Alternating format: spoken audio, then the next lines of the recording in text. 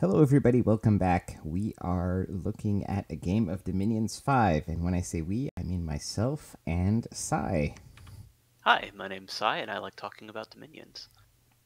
And we are on turn 12 of this game, this Hydra game with 2 players per team. It's been a little while since our last recording, so we're going to get right back into the swing of things by reading some messages. All right, so is Yeah, yeah, go ahead. I was about to say, it's interesting that he was talking about favorable borders, because a lot of that we know was actually based on negotiation, based on messages that we've gotten from their other neighbors, which makes uh, the NAP thing a little unusual, because I think that we've already had, who was it that talked about talking with Ulm already? Hmm. I think it was TNG. I don't recall that, but it's possible. They don't. Yeah. Hmm. I actually just don't remember. Um. Maybe I'm thinking of someone else then. Um, but But in it any could case, be. I mean, it wasn't Joman, and it wasn't Falegra. yeah. S- Well, with Flagra, yeah, their favorable borders just come from Flagra being mhm. underexpanded. Um, I could also just be straight up wrong. I definitely remember something about the border negotiation with Ulm, but Well, anyway, he says yeah, he hasn't signed any naps.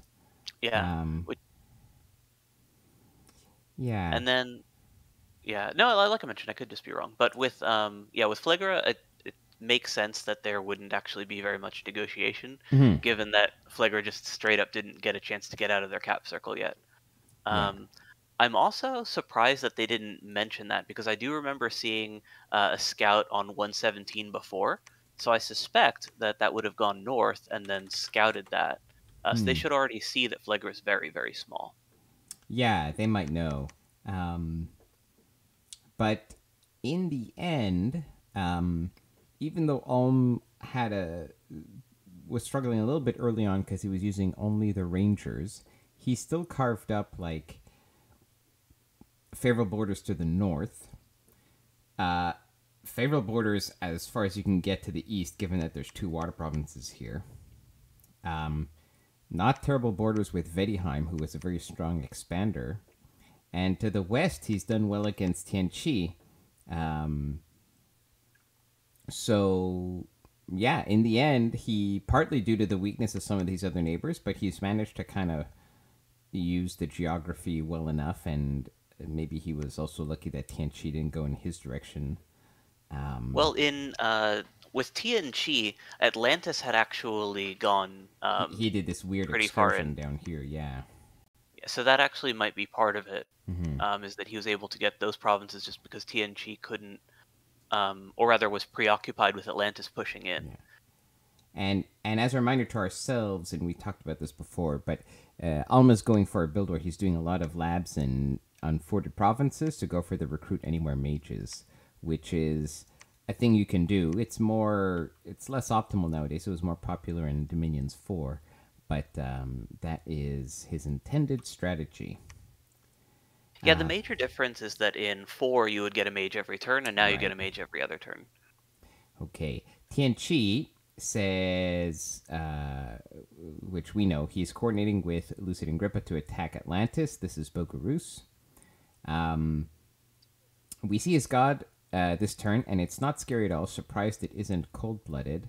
Trading. So he's doing some trades with Bogarus. Crafting. Yeah, and so he's preparing gear for his Holy Thickness, his Dormant Titan, who will be going for a deep dive. So that is well and good. Drummond says Banzai, so we'll see if there are actual fights here. Yeah, their cap had just been besieged by Ragas. That's almost Right, certainly right. talking about the cap break attempt. Okay. And Bugarus has an update on this war. So actually, we need to remind ourselves of kind of what had happened, just because it's been a while since we recorded, and they were like in the middle of a fight. But it looks like we have 3 more combats here, and we were wondering about the moves. Here, let's move the camera here. About the moves around the cap and where Bogarus had moved and what he'd anticipated. And it turned out that Atlantis moved really hard. Like, Atlantis actually had a significant force in his capital, which it seemed Bogarus didn't think he was going to move as one big unit. And so... Well, he does actually mention that. He just Yeah. genuinely believed that he'd win.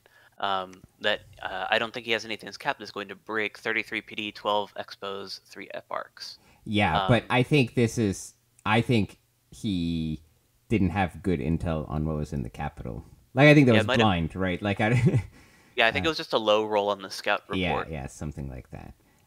Anyways, he must have just also vastly underestimated those ice guards, because in Cold 3 they're functionally immune to crossbows. Well, right, exactly, and I think he knows that, so that's why I think he didn't think there were as many. See, this is weak PD as well. This is militia archer. Yeah. So it's straight up not going to hurt ice guards. So the thing, which is what we thought, and I agree, and we agreed, is that we thought that Atlantis was going to go defend the choke against Tianchi.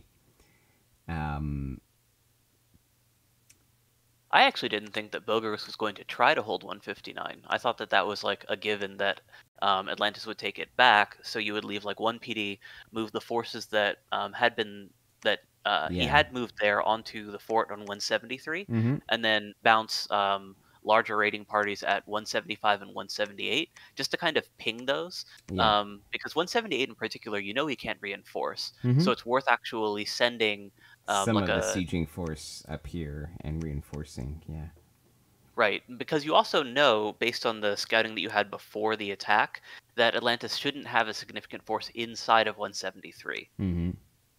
So, yeah, and we thought the Bakemonos would end there. But in any case, for whatever reason, they underestimated the amount of troops that were here, which was clearly enough to overwhelm this bad PD, because it's Ice Guard.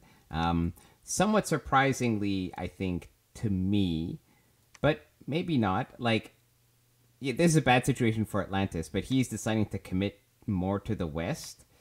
I mean, he has his worm here, but I don't know if he thinks that his worm can take this on. Maybe he does, and that's why he's got the worm alone. He's got this force here. Well, he withdrew the worm, which had been, I believe, in 121. So it withdrew back, yeah. Yeah, so we don't know that he actually thinks that worm can take the fight by itself. So in either case, like, his choice was basically, do you want to retake a cap circle province now, or do you want to focus on defending a cap circle province for next turn? And in this case, he moved it with regular commanders, so he doesn't have a sailing commander that he sent into 159. But theoretically, if he had like a sailing commander available, he could have moved to 159 and then sailed that army back over into 132. Now, we've been talking as though these battles were in the past, but I actually haven't shown these. I think we maybe looked at the turn but weren't recording. So this is like, we're talking, but people are going to be like, what are they actually talking about? We did show the battle report though. I just kind of flesh it up now, but I think it might have been odd for people watching. So you can see, so this is the army that Bogarus had here, which is a PD dump, but it's bad PD. He's got 3 eparchs, which is nice. Short bows are just bad. And then we got, this is like light infantry and medium infantry and light infantry. Militia even, so very low morale. So, like, this would be fine, maybe even against, I don't know, 24 protection. I don't know if anything here is going to... 13 piercing, nope. Like, it is... The probability is not 0 that if you only had the Ice Guard, there's enough chaff here that it would take them so long to kill the chaff that the eparchs would kill them with Smite. Maybe.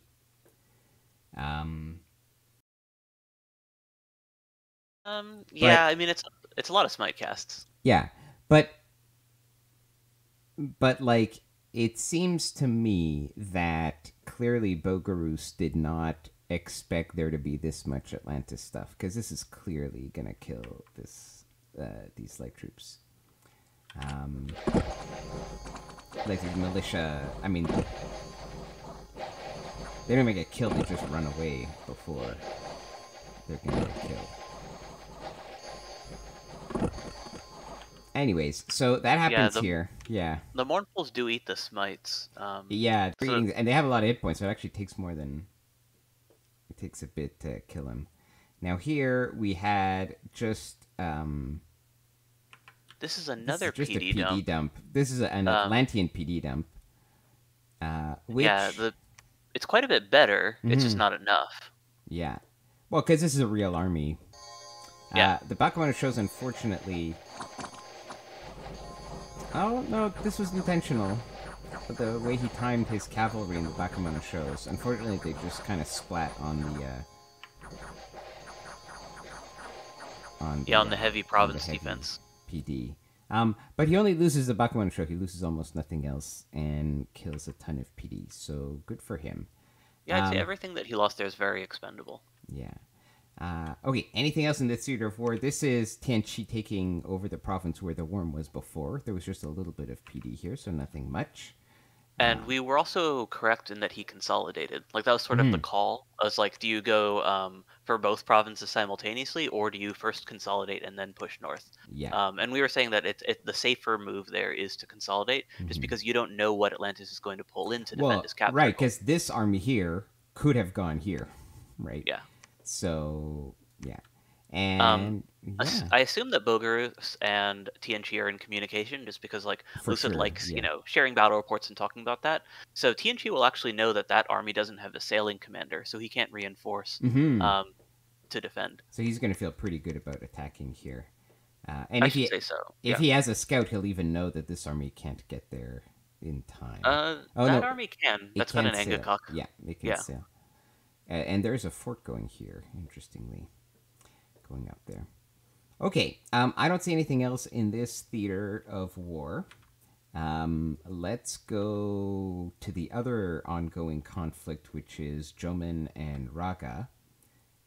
Let's see here. I see just an expansion with 8 Zeadans, another expansion with 4 Zeadans, and then looks like something happened on Jomen. Oh, baby. So this is interesting because last turn we were talking about Raga pulling off of the capital, and I think both of us just assumed that that was like the default play. Like, you siege the cap, you don't know what is inside of it or what's going to break out. You don't know whether or not Jomen chose not to try to defend his capital, or whether he just didn't expect the strike on his capital from 2 provinces away, right? Because that was a flying strike that wasn't actually a force neighboring his capital at the time. So staying on the capital there is extremely risky, whereas moving off to go capture like 101 or 84, because there's 2 commanders there, so you could have hit 2 different provinces and been essentially assured of capturing them, which is actually a pretty big income swing. It's just as much of an income swing as the half income that you get from sieging the capital. So it's definitely a very risky play to stay. But it's also just like a needless risk, because you're guaranteed an advantage that's almost as much as you get from successfully maintaining the capital siege by moving off. Yeah. Now, Jomen has a decent force here. He could have had more if a couple turns ago he'd sort of started moving his Bakuman show, I think. He'd sort of unstealth moved them and lost them. But anyways, this is the formation. He's got a squad here in the back to catch attack rear, which is appropriate versus the Aidens. Now, let's see what he's casting. Phantasmal Warriors, Protection, Quicken Self, Earth Might. These are pretty weird. These are very strange spells, yeah. It's Protection is fantastic. I guess. Yeah. Protection's fantastic. He should be doing, I would say, like a full suite of just buff spells. Because what's really going to be winning him the fight here is just his guys killing the Zaidans, Yeah. and then once your mages go off script, then they can do Armor of Achilles or whatever to actually disable them, or help your guys kill them more effectively. But in the initial burst, when you can actually script magic, the most effective like per round spells are going to be the things that let your guys survive that initial charge. Mm-hmm. And we can see the stats on, for example, the samurai. They actually have, when they're buffed here, they get to 21 protection, which is decent. Now, Zaydens do hit like trucks, but that's the kind of thing that will let a guy survive once in a while, right? Yeah, I would say luck is even bigger. For sure. But I mean, not all these mages are astral. You've only got the one Onmyoji there. Yeah. Now, formation-wise, he kind of... Oh, no, two, sorry. Yeah. Mission kind of accomplished. It's... So, I guess what I'm wondering here is... it looks like the cavalry were on hold and attack closest, right? Or hold and flyers or large, right? He wanted the cavalry to fight the Zaydans, or he scripted them to do that. But this is like unfortunate because there's like 2 or 3 rounds of combat when these guys are not going to be participating and not surrounding the Zaydans. So I feel like this should have been like attack rear, maybe. That's one option. Or the other option is actually kill the Zaydans, right? But now they're kind of hovering in between doing nothing. However, like the German formation here in terms of the infantry was kind of what you need, right? In order to protect your mage core. The cavalry did actually close relatively quickly. Yeah, I think that if his goal was to fight the cavalry, or sorry, to fight the Zaydans head on, try to kill as many of the sacreds directly as you can, I think that the more appropriate way to do that would be to have the cavalry as the bodyguards and the infantry behind them on hold attack. Mm-hmm. The reason that I say that is that the infantry is a lot slower, so they just don't get as far away. Yeah. And especially if you have the mages like slightly forward deployed and the infantry a little further back, then when the Zaydans land, then the infantry are essentially going to already be in engagement range instead of up ahead of them. Now, interestingly, I'll have to watch it again, but what's happened here is that it's actually the infantry that's gone and killed all the commanders. But you also see the problem here with this formation is that the cavalry, there's like, honestly, half the cavalry is not fighting. Because they're attacking from their front, right? You're coming back, and most of the Zaydans are in the back, so there's not enough surface area for them to connect. I'm curious how the Zaydans were scripted, actually, because they did successfully land on the mage blobs. It might have just been set to attack. Well, there wasn't, because even by the time they were attacking rear, these guys had moved up. So one thing, if you wanted to bait, maybe he didn't want to bait, but if you wanted to bait the Zaydans in the back, you have to create a bit more separation, because these guys in the back were on hold and attack, but after the 2 rounds of hold, they walk up, and in 1 round, they're already in the mage ball. So the Zaydans, if they were on hold and attack rear, which this might have been... Yeah, actually, no, I think you're right, yeah. I think they were hold attack rear because they actually did go for that infantry squad. Exactly. So in a sense, it was a successful bait. It's just that his other stuff... was a little further away. Yeah. So this squad of infantry was actually the ones that went and killed the commanders, which is cute. But yeah, I think if this cavalry here, let me just look at where they started. I think, yeah, these guys here. I think if these guys had been in the back corner, and if this whole squad here, if this whole blob had been moved forward, like, 10 lines or something here, then this would have been even more successful for Joman. Because then this cavalry, then the fight would have happened about here, and this cavalry would have been back here, and it would have just collapsed on this flank. Still. Yeah, definitely hard to predict that, though. Yeah. I mean, so you're fighting Zayden, so, honestly, any success is success, right? Yeah, you are fighting Zaydans with Alteration 3 against literally no support, though. Like if anything, like it looked like his killing the commanders allowed more of the Zayadins to escape. That's true. That's Whereas true. I think they would have all died. Now, unfortunately, he does lose one of the astral mages and two of the earth nature mages. 3 even. Yeah. Yeah, three. Sorry, you're right. He loses 18 samurai. Well, these are cheap. They don't count. A few archers, 5 heavy cav. But he kills 2 priest commanders. That was the prophet as well, which is important. And 10 Zayadins, which I think just in gold alone is worth more than all the losses here, roughly. I mean, 1 mage is a Zayadin, let's say, right? So 4, and then probably. Yeah, it's hard to weigh the cost to the prophet, but it's about 1,500 gold on Raga's side. Lost. So the losses are definitely comparable. Yeah, order of magnitude, kind of pretty comparable. Yeah, but more importantly, I just think that they were needless from Raga. Yes, like I think absolutely. It would have just been just as cost effective for him to split, and then the income from those provinces is 150 gold swing. So he gets 150 more gold. Joman loses 150. Sure, Joman gets another turn of cap recruitment, but then you get to actually see what Joman's script is. Absolutely. And then you also get the chance to reinforce further. I think Raga seems to have assumed that, oh, I have his cap under siege, I win. And not, because he hasn't even bothered pulling in more reinforcements. Yeah, he's kind of, there's still a big pile of Bakamona shows here with a fort under construction.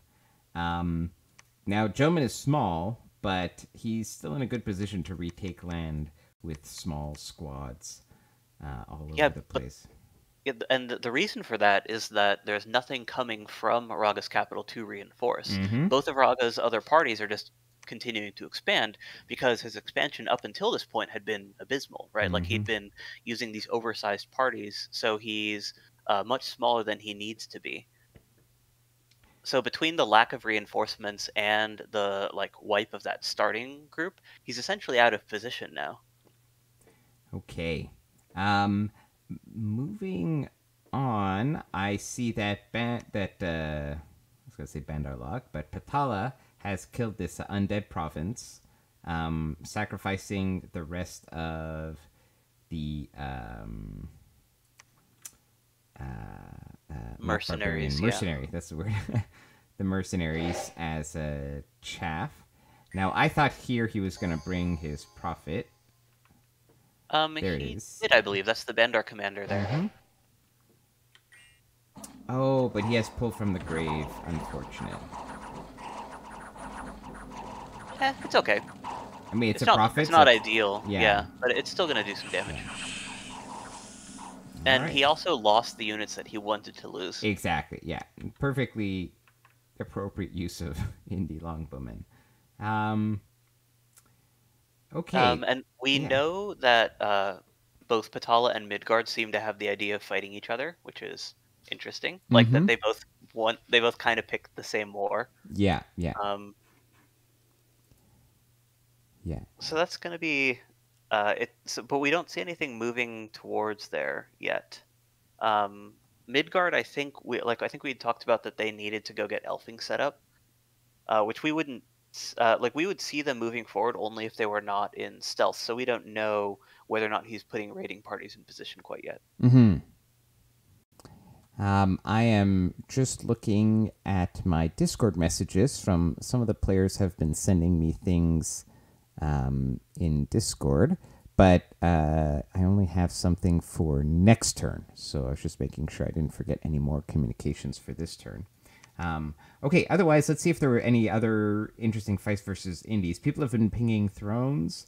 Kalem, I see nothing from Kalem this turn. I see nothing from Midgard this turn. Bogarus, Kalem, we know, is doing a lot of fort construction. Yes, exactly. A lot of infrastructure building. Arco finally takes the cavemen, which I think it's almost as if he forgot that he killed all the commanders here, because we had noted that, but I think Yeah, he with a might have force that forgotten. big, I have to assume that he's going for that throne because there's Oh, no other could reason to be. send that many. Yeah, that's you're probably right. And what's he casting here? Just luck and well, we didn't even have the time to see because the Indies ran away. But point buffs, Mhm. more or less what we expected from him. And another force here, which in combination with this might also be going for this throne down here. Yeah, the Crystal Throne is less impressive for Arco than it is for a lot of other nations, Mm-hmm. but it's never bad to have. It's It's just yeah, I'll take it. I'll take it on any nation. Okay, Tianchi we have covered. He moved up here. He's getting ready to fight Atlantis. And although we talked about first in terms of Diplo, his only fight was here. Just 100 Rangers. So we've been making fun of the lack of wolves and how you can't expand with only Rangers, but of course, that's like assuming you have less than like 90 of them. At a certain point, it does just kind of work. critical mass. Critical mass. But, you know, he still has like well actually he's got this heavy cav province in his cap circle that he still hasn't taken. And it looks like this is probably going to take. Oh, this will be interesting. I wonder if they'll bump next turn because there's Rimvady here and Axeman. I would be surprised if they haven't actually talked about it. Yeah, Also, that group can't move there because the river's that's true. thawed. Yeah, and So because it's that's too high here. Vadiheim's, I would say. Yeah. Okay. Falegra, nothing this turn. Looks like they reinforced out here, and they'll try to grab one of these provinces next turn.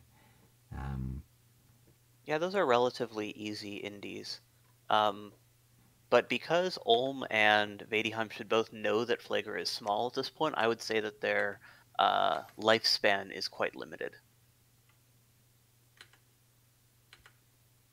Going through the messages here to see if there's any surprising fight that we have missed. I don't see anything. All right. Yeah. I guess that's it for this turn, which we've managed to do in a shorter amount of time. But we do have a lot of turns we want to catch up on in terms of recording. So I think that's going to be it. Is there anything else you want to touch on in this episode? No, I don't think. I think we just about covered it. Yeah. The big fight for now is the two wars that we have ongoing. Mm-hmm. So we've got the 2v1 on Atlantis, which, just based on being a 2v1, is definitely going to be favoring the attacking nations here. Mm-hmm. But it might be a little slow going on the Bogaru's side if Atlantis is continuing to throw everything that he has on that one front. Yeah. We might see a big battle next turn, but if you have more lances than they have heavy infantry, that's one way to deal with those super high prot ice guards. Yeah, and honestly, he has the smite artillery too. I don't see Atlantis winning a major fight here. Like he just doesn't have enough stuff. Maybe if everything was combined with the god into one army, maybe. But right now, like half of Atlantis' might versus all of Bogarus's might, I'm not seeing it. Yeah, I would say that that's more than half of Atlantis' might, actually. I think Atlantis doesn't actually just have a lot of stuff right now. Partly because he spent so much gold on those Mournfuls, and partly because he another significant portion of his gold is in that infrastructure, which isn't actually benefiting him. Yeah. Okay, well, we'll see next turn and next episode how things continue to evolve. So we will see you guys then. All right. Thanks for having me. All right, take care, everyone.